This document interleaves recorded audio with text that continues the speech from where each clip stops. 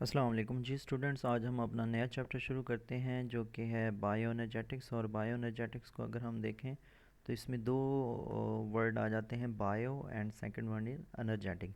Bio का मतलब होता है life and energetic mean energy.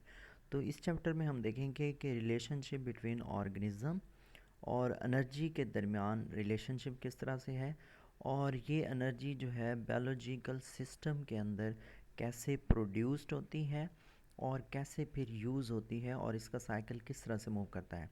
अब एक लॉ है जिसको हम लॉ ऑफ थर्मोडायनामिक्स कहते हैं। लॉ ऑफ थर्मोडायनामिक्स ये है कि एनर्जी को ना ही हम प्रोड्यूस करा सकते हैं और ना ही इसको हम डिस्ट्रॉय कर सकते हैं, बल्कि एनर्जी जो है एक फॉर्म से दूसरी फॉर्म के अंदर कन्वर्ट हो जाती है। ठीक है। अब जितने भी लिविंग ऑर्गेनिज्म हैं इस अर्थ के ऊपर रहते हैं, वो किसी ना किसी तरीके से एनर्जी हासिल करते हैं। अब ये एनर्जी कहाँ से हासिल करते हैं? ये सोलर एनर्जी से हासिल करते हैं, मीन सन लाइट से एनर्जी हासिल करते हैं। अब बहुत सारे ऑर्गेनिज्म ऐसे हैं जो कि सोलर एनर्जी को as a source of energy directly अपने मेटाबॉलिज्म के प्रोसेस के लिए यूज़ नहीं कर सकते। अगर हम मेटाबॉलिज्म देखें तो मेटाबॉलिज्म ये होता है कि all chemical reaction occurred in a cells are collectively known as metabolism.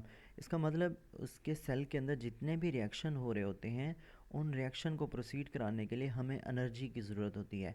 लेकिन वो एनर्जी जो हम सन से ले रहे हैं उसको हम डायरेक्टली यूज़ नहीं कर सकते, बल्कि उसको हम कन्वर्ट करते हैं केमिकल एनर्जी के अंदर। ठीक है।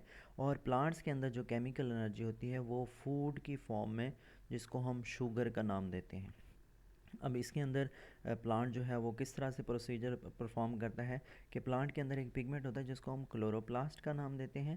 प्लांट क्या करते हैं, इन्वायरमेंट से लाइट को कैप्चर करते हैं जो कि सन से आ रही होती है, और फिर इसको कन्वर्ट कर देते हैं इनटू केमिकल एनर्जी। और केमिकल एनर्जी हमारे पास क्या है? Sugar molecule. ठीक है। जब ये कन्वर्ट हो जाती है फिर उसके बाद ये शुगर मॉलिक्यूल बॉडी के अंदर स्टोर हो जाते हैं, बॉडी के अंदर स्टोर हो जाते हैं। और फिर उसके बाद अगर अब हम देखें, थोड़ा सा प्रोसीजर देख लें कि जब फोटोसिंथेसिस का प्रोसेस कैसे होता है। कि जब फोटोसिंथेसिस का प्रोसेस होता है, मेन प्रोडक्ट्स हैं, रिएक्टेंट्स हैं हमारे पास, कार्बन डाइऑक्साइड है, वाटर मॉलिक्यूल है, in the presence of sunlight and chlorophyll molecule.